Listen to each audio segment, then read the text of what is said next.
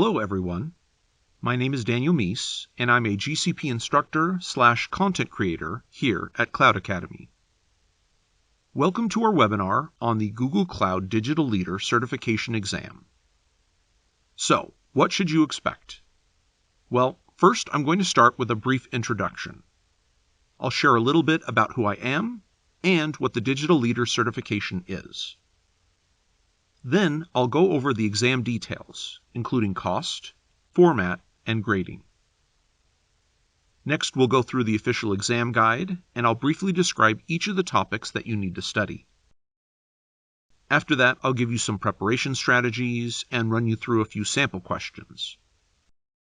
And finally, the last 15 to 20 minutes will be reserved for an interactive Q&A session. So, I've got a lot to cover and not a lot of time to do it all. To make sure we finish on time, I want to ask you all to hold your questions until the end. So, if you think of a question as we're going along, just write it down. I suggest being prepared to take some notes. Now, while you're rummaging for a pen and paper, I can go ahead and share a little bit about myself. So I've been teaching cloud technologies for about 6 to 7 years now. Right now, I'm focused on Google Cloud Platform, but I've also taught AWS and Azure courses as well. I actually used to work for Amazon, where I created a lot of the official in-person AWS courses. And then later, I used to teach engineering classes at LinkedIn. So I've had experience using all three of the main cloud providers. Now, before I was a technical instructor, I did software development for about 15 years. So I also have a pretty strong technical background. I'm not just reading about this stuff, I've spent a lot of time using it. As a developer, I was mostly focused on web, but I did some mobile stuff as well. And I've worked for a pretty wide range of companies. Alright, that's enough about me. Now, I assume this next part will be obvious, but I want to be explicit just in case. Simply attending this webinar will not be enough preparation to pass the exam. This webinar is going to tell you what to study. It is not a replacement for study. There's just no way for me to condense everything you need to know into a 1-hour webinar. So, plan on spending a decent amount of time preparing for taking the exam. Of course, we do offer training courses at Cloud Academy. We have a whole learning path dedicated to passing the Digital Leader Certification exam. Now, it contains a mix of lectures, labs, and quizzes. So, you're not just going to be reading technical documents for hours.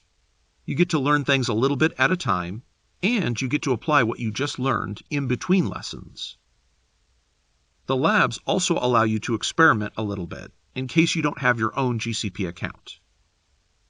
Cloud Academy can make preparation a lot easier and a lot more interesting. Alright, enough sales pitch. So before we dive into the exam details, I want to spend a little time answering a very important question. Is this the right certification for me?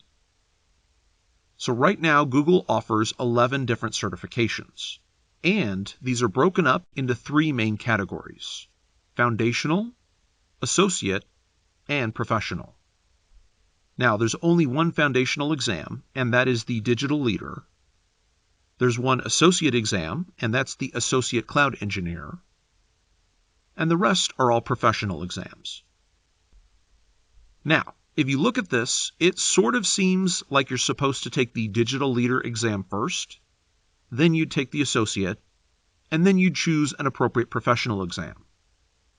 While you can do it that way, that's not what I would recommend. The certification exams do not depend upon each other. So, if you're ultimately interested in taking, say, the Cloud Architect certification, I would just skip the Digital Leader and the Associate Engineer. Really, you just need to study for and take the exam that you're interested in. None of them require any other certifications. In this case, I think foundational is a bit misleading. Foundational is really just a nice way of saying not super technical. So, if you consider yourself technical, then this is probably not the right certification for you. And when I say technical, I mean that you consider yourself something like a developer or an engineer.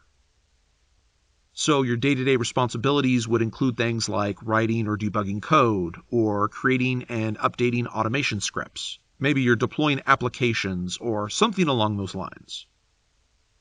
Basically, if you're thinking about getting the Digital Leader certification to help you land a job as a programmer, then you're probably going to be disappointed. I think a more accurate name for Digital Leader would be Google Cloud Evangelist. And that's because this cert is really focused on explaining what GCP can do for your business, how it can save you time and money, and how you can use the different services to achieve your company goals. So, if you're more on the business side of things, then the certification might be a good fit.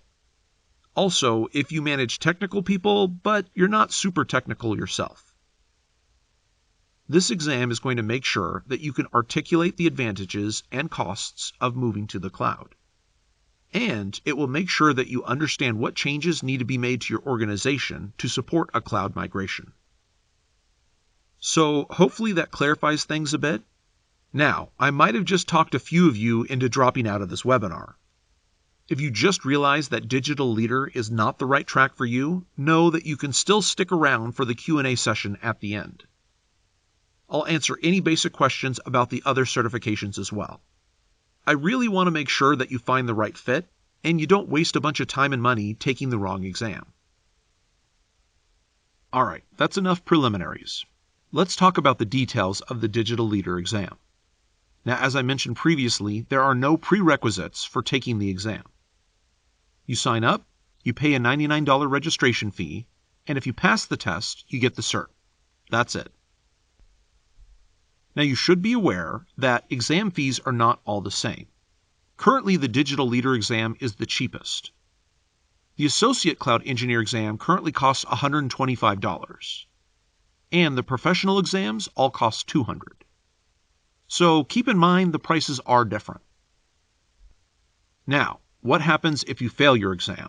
Well, don't worry about that. You can retake it, but you do have to pay the $99 again. And when you fail the first time, you also have to wait 14 days before retaking it. Now, if you somehow fail a second time, you'll have to pay the fee again, and this time you have to wait 60 days. And if you fail a third time, you'll have to repay the fee, but this time you have to wait 1 year. So, failing once isn't the end of the world, but you really do not want to fail multiple times. Now, when you do pass the test, your certification is going to be good for 3 years. This is actually a recent change. Previously, it was good for only 2. After the 3 years is up, your certificate will expire. Google doesn't have a renewal process, so if you want another 3 years, you just sign up, pay the fee, and pass the test again. Google will email you to remind you when your certification is close to expiring. Now, currently the exam is composed of 50 questions, and the questions are all multiple choice. Luckily, there's no labs you have to complete. These exams just require you fill in some bubbles. Now, some questions you'll have to pick a single correct answer, but other ones will require you to pick multiple, so you can get both types of questions on the exam. And be aware that the questions are randomly chosen from a larger bank. So, even if 2 people take the same exam at the same time in the same location, their questions will be different. And I'm not talking about just a randomized order. I mean the questions themselves can be completely different. They do this to make cheating a lot more difficult. So, even if you somehow got a legitimate copy of the exam, it probably wouldn't do you much good. Now, in terms of passing, you do not need to score 100%. You can miss some of the questions. However, we do not actually know what percentage constitutes a passing score. Google's pretty tight-lipped about the grading process, so I assume they're doing something more complicated than just looking at the number of incorrect answers. It could be that certain questions are worth more than others, or maybe certain wrong answers penalize you more than others. Again, we don't actually know how Google grades the exam, so I'm just speculating. You also need to be aware When you finish the test, you're not going to be given any information other than if you passed or not. They don't tell you how many answers you got right or how many you got wrong. You're not told which topics you did better on. You get nothing. It's basically a simple pass or fail with no explanations. And on top of that, even if you do pass, they still take a few days to confirm it. So it is possible to be told that you're passed when you take the exam, and then a week later you find out that you actually failed. Again, this is to prevent cheating. So they're recording you when you take the exam, and I assume they need that time to review the video footage to verify that you didn't cheat before they give you the certification. Now, the exam itself lasts an hour and a half, and time management is very important. 50 questions in 90 minutes gives you just under 2 minutes per question. So it's not enough to simply know the material. You need to be able to quickly read and identify what each question is asking. If you get stuck or waste too much time, you might end up having to leave a bunch of answers blank. Now, there are 2 delivery methods for taking the exam. You can take it on-site or online. Now, this is actually a very significant decision. Some of you are probably thinking that taking the exam online would be the easiest option. You can take the test from the comfort of your own home, you can sit in your favorite chair, you don't have to fight traffic or look for a parking space. Should be really easy, right? Well, not necessarily. Taking the test remotely makes it significantly easier to cheat.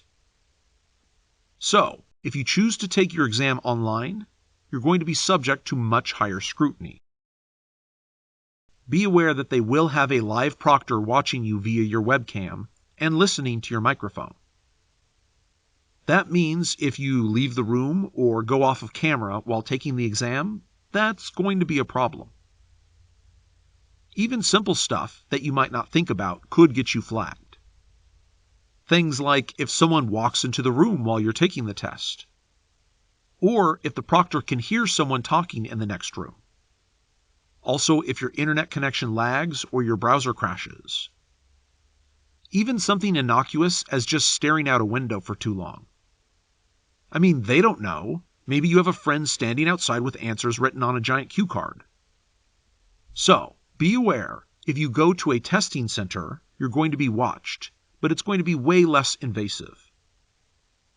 Now that's because they can control the room, and they can be fairly certain that you don't have the answers taped under your desk. So you're going to be able to get away with things that you probably couldn't do at home. Like stare at the ceiling for a while as you work out a problem in your head. Now, you might laugh, but I did have a coworker who got into trouble for doing exactly that. He was taking the test remotely, and he was stuck on a question, and so he was staring straight up while he thought about it, and the proctor thought he had answers taped to the ceiling, or something like that. So, if you go into a testing center, you don't have to worry as much about distractions. You're not going to have any kids or pets wandering into the room. You don't have to worry about a ringing phone or doorbell. And if there's any sort of technical issue, the people at the testing center will take care of it for you. So, I encourage you to spend some time thinking about which format would work best for you. Now, obviously, some people are going to live really far away from their nearest testing center, and so for them, online's probably going to be the only option. But I'm pretty sure that most people would have a much less stressful experience if they went into a physical testing center. There's just way less things that can go wrong, and less things you have to worry about. Alright, so let's move on and talk about the actual content of the exam. Now, in case you weren't already aware, Google has provided an online exam guide. Here is the URL. Google exam guides are critical. They'll help you zero in on exactly what you need to be familiar with. So, let's quickly run through each section. Alright, section 1 is titled Introduction to Digital Transformation with Google Cloud. So for 1.1, you're supposed to be able to explain why cloud technology is revolutionizing business. So here you need to be familiar with a lot of basic definitions. Like, what does Google mean when they say digital transformation? You need to know what the differences are between public, private, and hybrid clouds. And you also want to be able to explain the value proposition in moving to the cloud. For 1.2, you need to be able to explain why it is critical for businesses to adopt new technology. Basically, this means you need to understand the differences between building on-premises versus in the cloud. And you need to understand the trade-offs between the two. These differences include things like cost, availability, security, and scalability. Section 2 is titled Innovating with Data and Google Cloud. 2.1 wants you to be able to describe the role of data in digital transformation and the importance of a data-driven culture. So basically, you need to understand how data is important, how you can collect it, store it, secure it, and use it to create new value for your company. 2.2 wants you to be able to identify common Google Cloud solutions for data management. So this is all about being able to map GCP services to various use cases. For example, you want to be familiar with all the main databases. You should know what Cloud SQL is and what it is used for. You also want to know the differences between BigQuery and Bigtable. So things like that.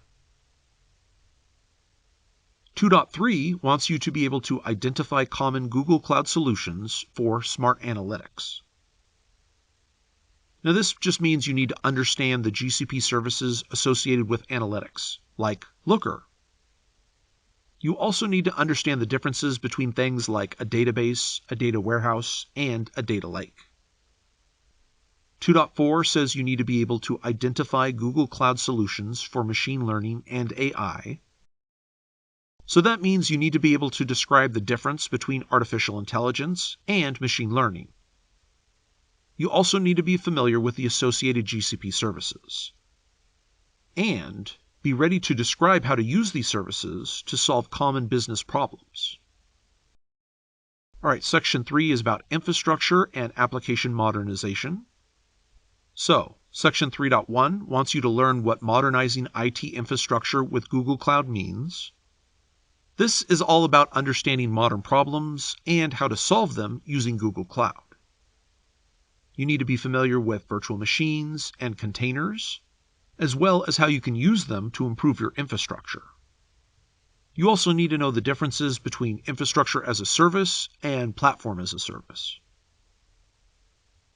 3.2 wants you to understand modernizing applications with Google Cloud. So of course, you need to know what application modernization means, you need to know how to accomplish it, and you need to know what the benefits are. You also need to know which Google services can help you accomplish this. 3.3 is understanding the value of APIs. So of course, you need to understand what an API is. You need to know how APIs can add value. And you need to know how the Google Apigee service can help you manage and maintain your APIs. Section 4 is about understanding Google Cloud security and operations. So, 4.1 wants you to be able to describe financial governance in the cloud and understand Google Cloud's recommended best practices for effective cloud cost management. Basically, this means you need to know some basic definitions, things like TCO or total cost of ownership.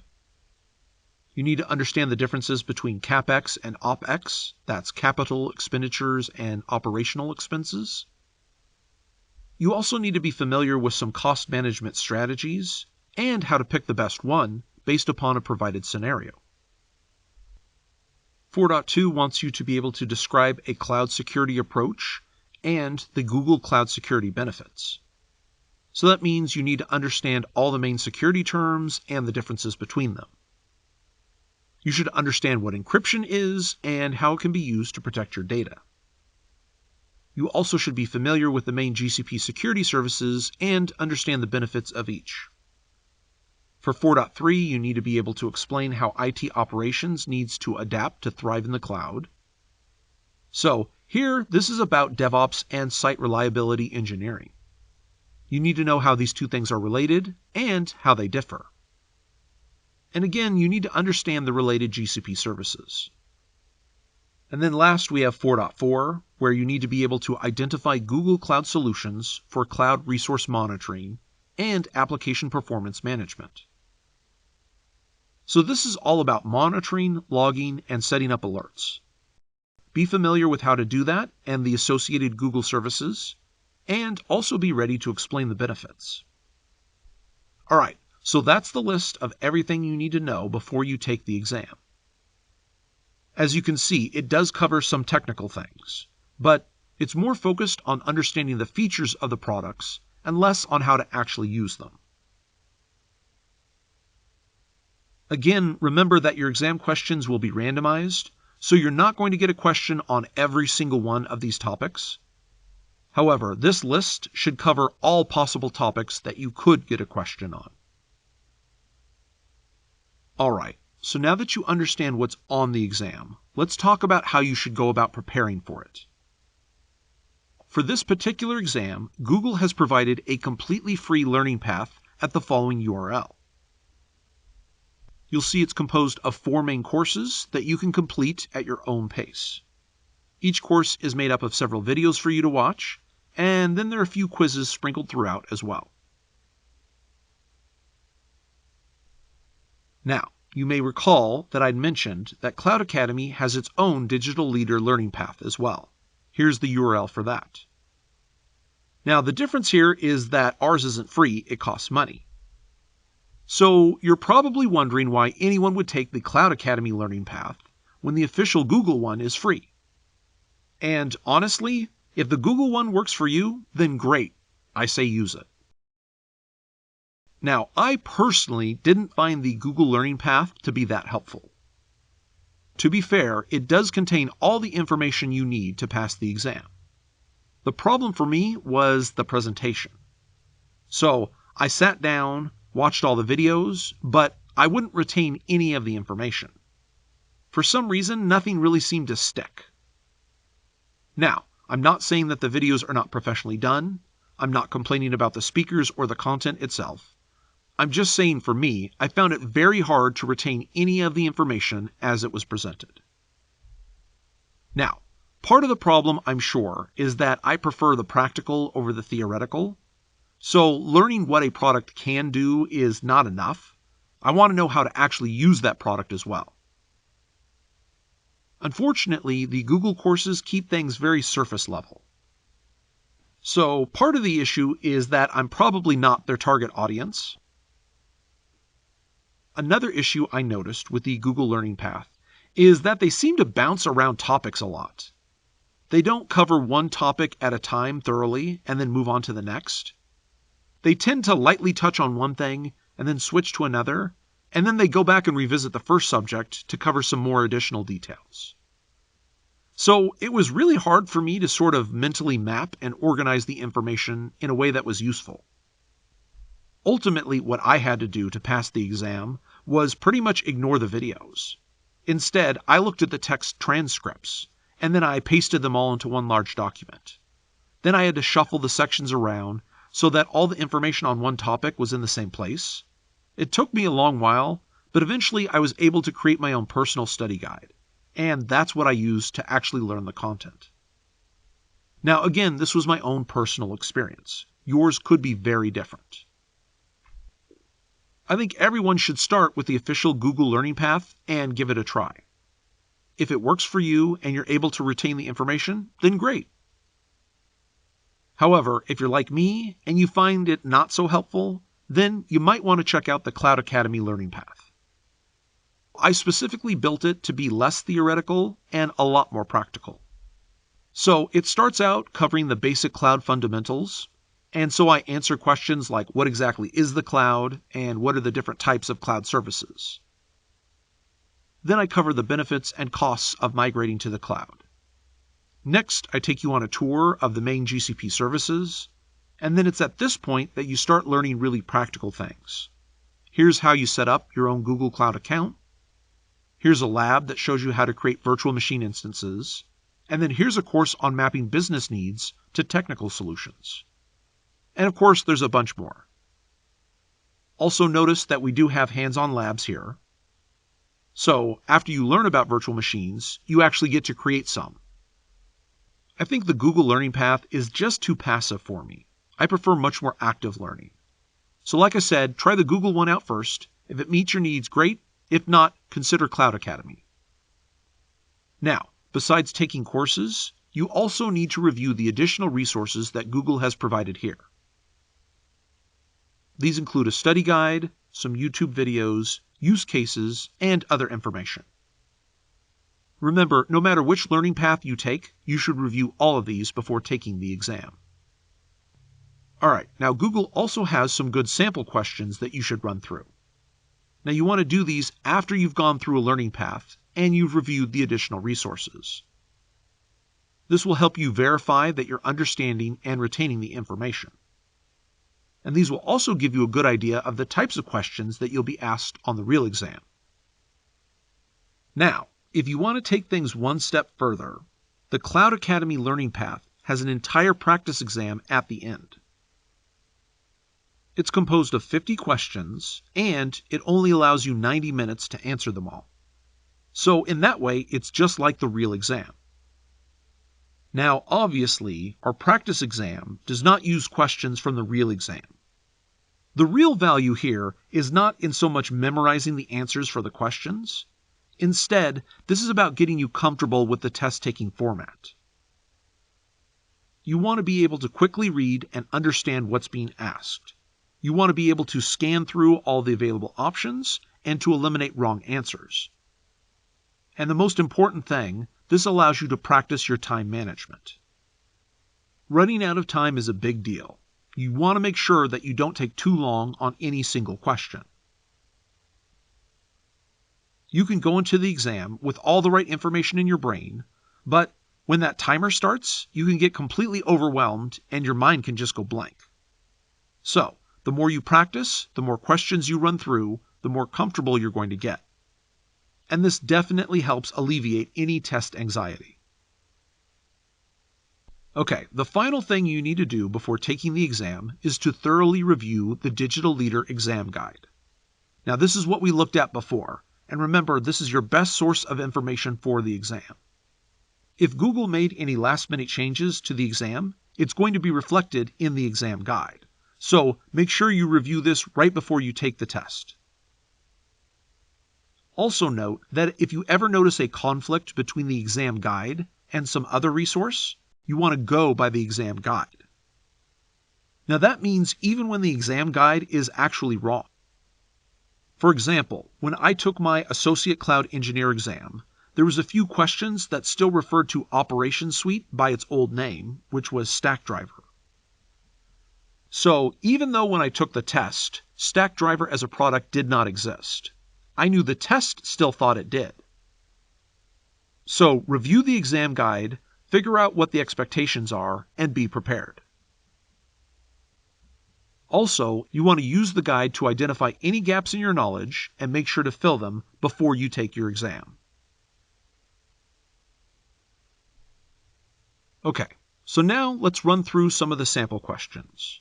Now remember, these are not the actual questions from the real exam. These will just give you a general idea of the types of things you're going to be asked, and it will get you more familiar with the question format. So a lot of times the questions are going to be focused on solving a problem or preventing a problem from happening. Okay, so here's question 1. Your company currently owns and operates their own data center. However, you need to expand.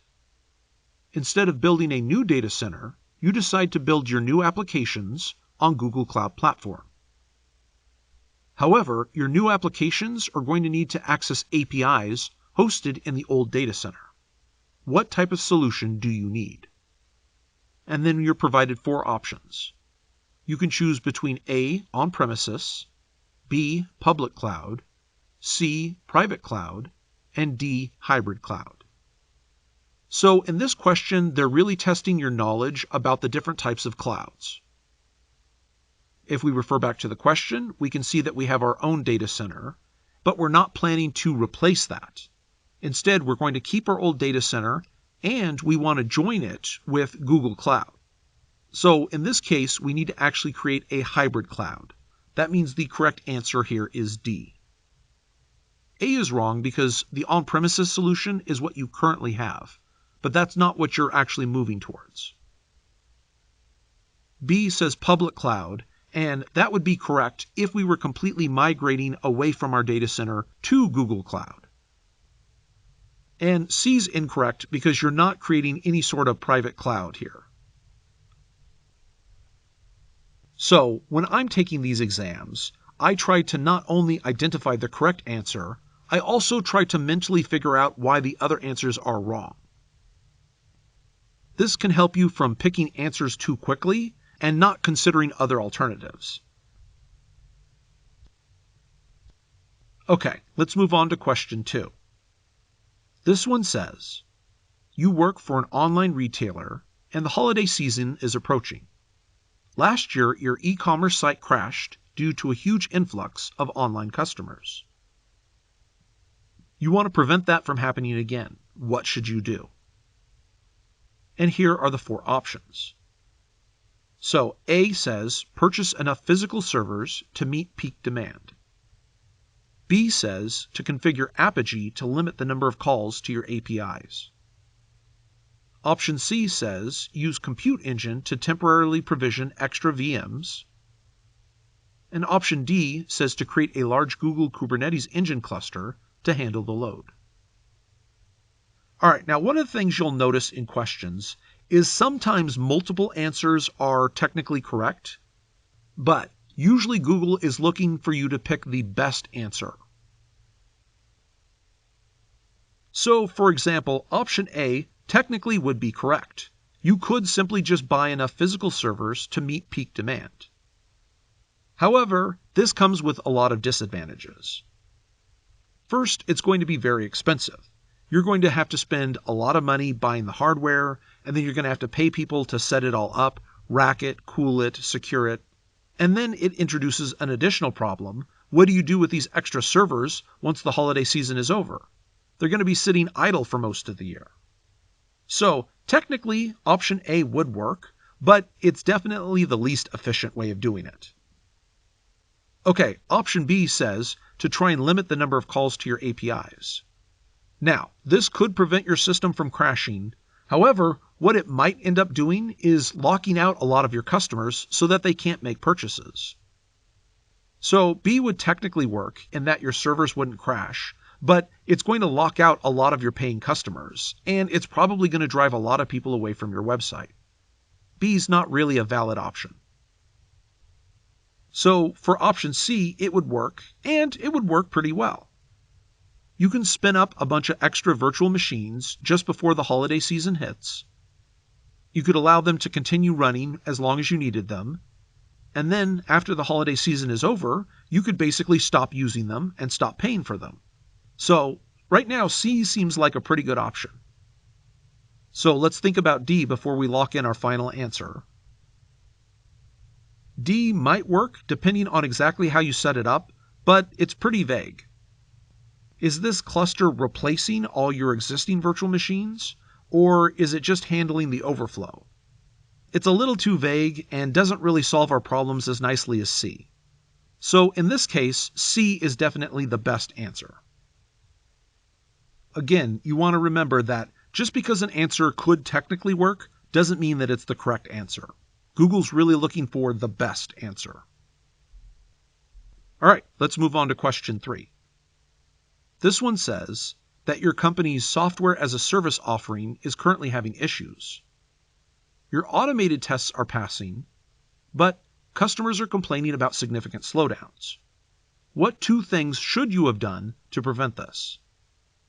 All right, so in this case, we're being asked to pick 2 of the possible 4 answers. So let's look at our options. A says to set service level objectives. B says to create service level agreements. C says to reduce service level entropy. And D says to define and measure service level indicators. So this question is really testing your knowledge about SLIs, SLOs, and SLAs. Now, if you know what those 3 things are, answering this question should be pretty easy.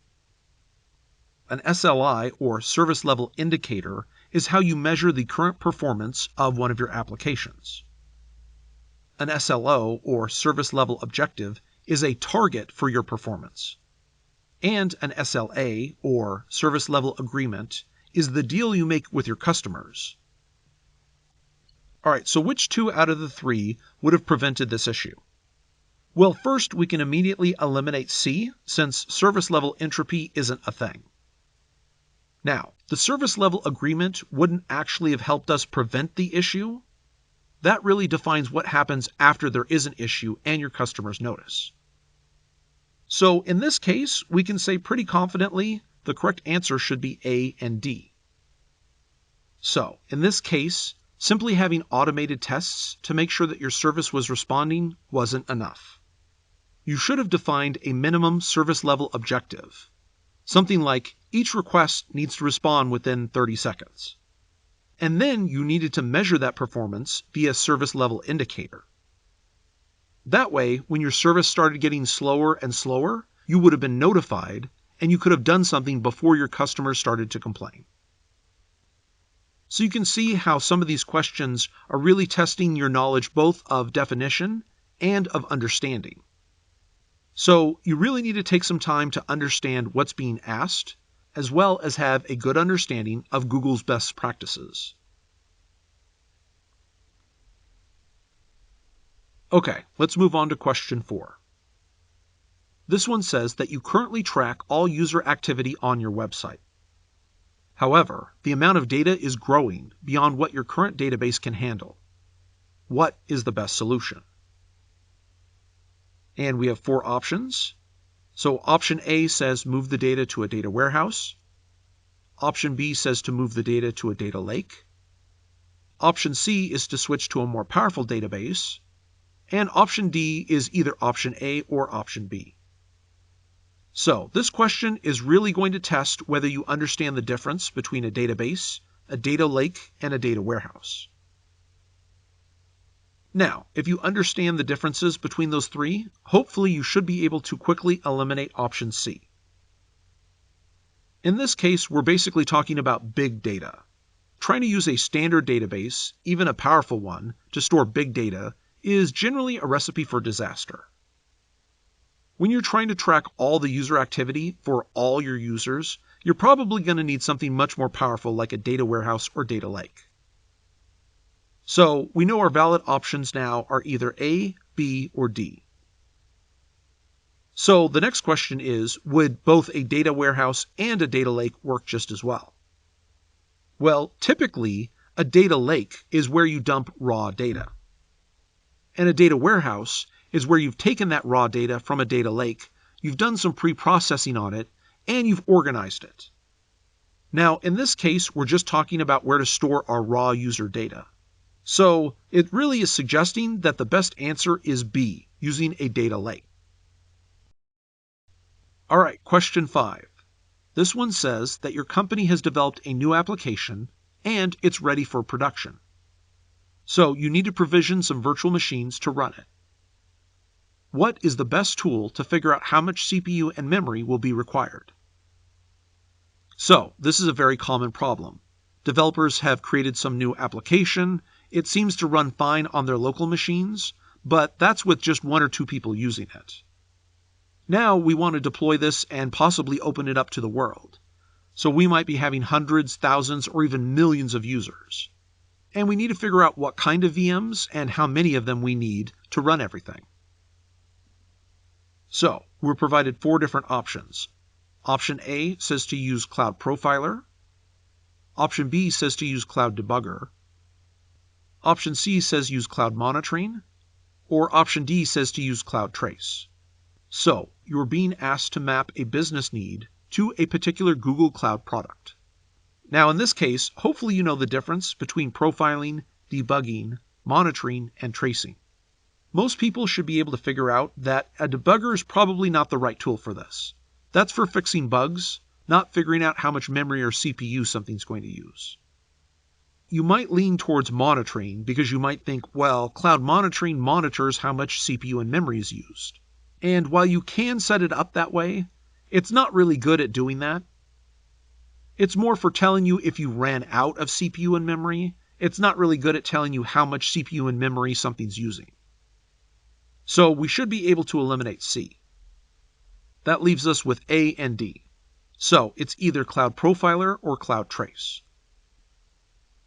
Cloud Profiler usually is used on a single application, where Cloud Trace is usually used on multiple applications.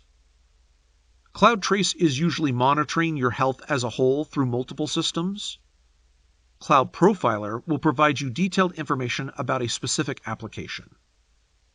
And one of the main things Cloud Profiler does is tell you how much CPU and memory an application uses.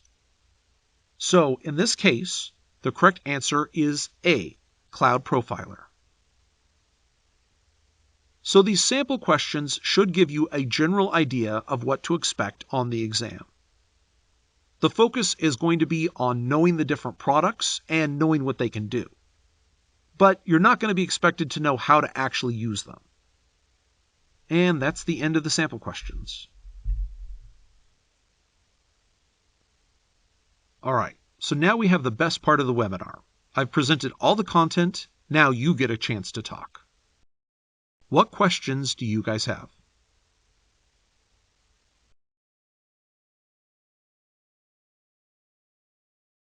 So it looks like people have asked some questions already, and I'm looking at those now. Looks like the first question.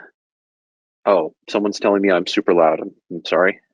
Let me. I was too quiet before, and now I'm too loud. All right, I turned myself down a little. Hopefully that helped. Unfortunately, GoToWebinar is not great on giving you options for volume control. So if that didn't work, then please just turn down your volume, and hopefully that will compensate. Okay, so the first question I have here says, can we go back on previous questions to review or change the answer in the exam before submitting? And the answer to that is yes, you absolutely can. One of the nice things that they give you on the exam is a way to flag questions. So if you're going through and you're not confident about an answer, or you just don't have time to really answer the question right then, you can flag it and say, hey, remind me before I submit the exam that I need to come back and review this answer. Excuse me. You also can just cycle back through all of your answers too. So you'll go through, answer your questions. You can answer them in any order you want. And then you can go back and manually review all of them, which if you have enough time, I highly recommend doing that. So if you answer quickly and you've got like 10, 15 minutes at the end, maybe go back through and just quickly reread and verify, yep, I read everything, I understood everything. But you can also see a list of your flagged questions. So if there was 2 or 3 questions you had to flag, you're like, I think this is the answer, but I really want some time to think about it at the end, you can do that. So don't worry about that. You can skip around. You can do them in whatever order you want. Okay, second question I see here is cost of the exam. It's $99. And then I see another follow-up question that says, in case of failure, are the fees going to be the same or lesser for a retake? Fees are the same. So if you fail the exam, you're going to have to pay the $99 again, and then there's an amount of time you have to wait. So I think the first cool down period is 2 weeks. So, and then it just gets more and more. It eventually gets all the way up to a year. So hopefully you don't fail, but if you do fail, you have to pay the same amount. There's no do-overs. There's no refunds. So just be aware. Someone asked, what is the in-person exam taking process? All right, that's a good question. So for that, you will go online, you'll register, and basically you'll tell them your personal information, you'll tell them your address, and then you get to pick from a nearby exam taking center. And depending on where you live, you might have like 10 nearby, or you might have 1. Where I live, I have like 2 or 3 I can choose from. They're all within like 20, 30 minutes. So again, depends on where you live. If you live in a major city, you might have 20 within walking distance. It just sort of depends on where you live. So you'll sign up online, you'll register the day of the exam. You will need to show up. Make sure you show up early. The different exam centers usually ask for you to bring 2 forms of ID. Usually that's like your driver's license and like a credit card. They want to verify you are who you say you are and that you're not taking the test for someone else. So you usually have to have like a picture ID and then like another backup ID. Oh, and you do pay before online. So you shouldn't need that credit card to pay for anything at the testing center, but you'll just need it to prove that it's you, that you didn't just, steal someone's driver's license or whatever. So you will show up to the testing center. The different testing centers have different setups, but generally you'll wait a little bit until it's your turn. They'll lead you over to a computer. Some of the testing centers around me are huge, and I might be taking a test with like 50 other people. One of them is like really small, and usually I'm just by myself, or maybe there's a couple other people in the room. If you really have preferences about what sort of testing center, you might want to scout them out ahead of time. That's not a bad idea. You can kind of pay attention to things like parking, how big it is. You can even chat up with the people and ask some questions. So if you're kind of nervous, that's not a bad idea, is to sort of scout out your testing center ahead of time and figure that out. And they'll set you up at a computer. They'll have the exam open and ready for you, and you just start taking the exam. Now, the countdown timer doesn't start until you hit a button, so it's not like they say, here's your exam, and then it's already started. You have to agree to some different disclaimers, some standard forms you have to fill out, just basically saying like, yes, I'm not going to cheat. Yes, I understand. I have to wait for you to get my results. And, if a proctor determines I was cheating or didn't answer all the questions correctly, that sort of thing, that, you might not pass. So don't worry that the timer doesn't start the second you sit down, but you will hit a certain point where you hit, all right, start, and it will start counting down. And you'll have to answer all the questions in that time. If you don't, then it just closes out. It accepts the answers you did provide, and then it says, okay, we're going to look at that. You can't take a break. You can't pause. And this is all true for the online experience as well. You can't pause. You can't stop. You can't get up and get a drink of water or go to the bathroom. So make sure whenever you're taking the exam, you take care of all your needs. You show up early, you're prepared, make sure you have all the documentation that the testing center requires. All right, I think I answered that fairly thoroughly. The next question is, what is best practice approach for certification? Is there need to follow any pre-checked topics? Well, I ran through those earlier. So definitely go through the exam guide. That will tell you everything you need. That is updated. That should be up to the minute, up to the second updated. So if they changed the test yesterday, it should be on the exam guide. So always review that. Go through the learning paths, go through one of the learning paths I presented, check out those additional topics on the Digital Leader exam guide page. Those are helpful as well. I think those are the main ones, right? It really helps to go through practice exams. Again, having the information in your head is all good, but when you're under time pressure, it helps to have some experience answering questions, reading through the answers, that sort of thing. So those are all the things I would do to prepare. Someone asks, can I study for the associate exam and be prepared for foundational exam? Ooh, that is actually a really good question. I would not count on it. There will be some overlap, but the associate exam is really focused on deeper, more technical things. So there will be things on the associate exam that are not on the digital leader exam, and vice versa. There will be things on the digital leader that's not on the associate. So for example, if you just studied for the associate exam, I don't think you would know enough about DevOps and SRE. I don't think that's covered well enough. It's definitely more business focused materials on the digital leader that you would probably miss out on the associate. So you'd know how to do things technically. You would understand how to map a lot of the products to business needs. But if the question was like about accounting or about reorganizing your department to take best advantage of Google Cloud, you might not have that information available. So if you're going to take the associate exam, study for the associate exam. If you're going to take the digital leader, study for the digital leader. There's not really a lot of, well, there's a fair amount of overlap, but not enough that I would say be confident in taking the digital leader without studying.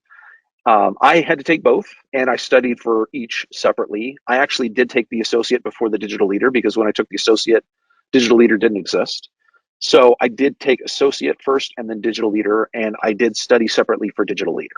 So I was able to get through things a lot quicker because I was like, oh yeah, I know this, I know this, I know this. But there was a lot more theory that it was like, oh, I really don't think about this in my line of work. I'm more of an engineer, and this is sort of more like management or business or even accounting type stuff. So I would study separately for the digital leader exam if I was going to take that. All right, and then I see one more question. How long do you recommend to prepare for the exam with no technical background? All right, another good question. First of all, not having a technical background is fine. This exam is sort of set up for that. It sort of assumes you don't really have a strong technical background. I mean, it is going to assume you know how to use a computer, you know how to get online. It's going to assume certain things like you understand what the internet is, but beyond those basic things that I'm sure all of you already know, it pretty much assumes no strong technical background. So that's not really a hindrance. Now, the question really is how long will it take to study? That's really going to depend on you, and it's going to depend on your study habits and your study environment and sort of your previous experiences. If you've if you're just someone fresh out of college and you don't have any real world work experience, it's going to take you longer, right? If you have worked in businesses before, if you've worked around technical people or you are a manager for a while, you're going to have a lot of experience to draw from. And so things are going to connect for you a lot faster. It's also going to depend on if you're studying like 4 hours a day versus like 4 hours a week versus like 4 hours a month. So I can't really give you a set amount of hours. I would definitely go by the whichever learning path you pick. I think there are hour estimates, so you can use that as a guide. But even that isn't 100% accurate because, for example, if you're going through the Cloud Academy learning path, there's going to be labs. And you might rush through that lab really quickly. You might be able to figure things out, or you might have to take a really long time to do the lab. You might get stuck halfway and have to stop and go back, do some more research, figure out what was going wrong, and then go back and try it again. So even I do that sometimes. I'm playing around with the lab and I sort of think I know how it works, but maybe I read too quickly or I made too many assumptions and I go off sort of and get lost and I have to start over and go, oh, okay, I missed this step. I missed step 2, so that's why step 5 isn't working. Or I didn't do step 2 correctly. I kind of rushed through it. So it really depends on a lot of factors. It's not something you're going to be able to spend probably a day or two to cram in and get everything. Typically, I take at least a week to study for these things. That's just as a general rule. And when I say a week, my boss basically gives me most of that work week to study. So usually for exams, I'm taking about 40 hours to study. Now, I remember I didn't need quite that many for the digital leader because I had passed a lot of the other ones. So probably half of the information I already had. But if you're starting out from scratch, yeah, you might have to put in quite a bit of time, and it's going to depend on, are you squeezing them in on nights and weekends? Are you trying to do this with other classes as well? Do you work 60-hour days and you're trying to do this at night, or Do you just have lots and lots of free time? You got the whole day to yourself and you can just spend hours and hours studying. So I can't give you an actual hour amount. I can tell you how long I took. I can refer you to the number of estimated hours on the learning paths. You can kind of use those as guides. Remember, you want additional time for the test, for the practice exams, for the practice questions, and for the additional materials that Google provides. All right, those are all the questions I see. Are there any more questions? I'll wait another minute or two for people to get in last-minute questions. Didn't sound like anyone had any concerns about looking at the wrong path. So I thought maybe some people would say, oh, I figured out that digital leader wasn't the right path for me. Would you recommend one? I don't see any questions about that. So maybe everyone came prepared and knew what they were getting into. That's good. All right. Doesn't look like there's any more questions. So thank you very much for attending. We appreciate that. Tia, do you want to remind them about the survey again, or is there any cleanup stuff that we need to mention? Yeah, so thank you all for joining us today. Thank you for your attention and your questions that you had. Daniel, thank you for sharing your wisdom, your expertise, and knowledge with all of us. Other than that, we have some additional on-demand webinars that you can find on our website at cloudacademy.com/webinars. And it seems like that concludes today's webinar. We hope you have a wonderful day and we hope that you join us in a future webinar. Thank you so much.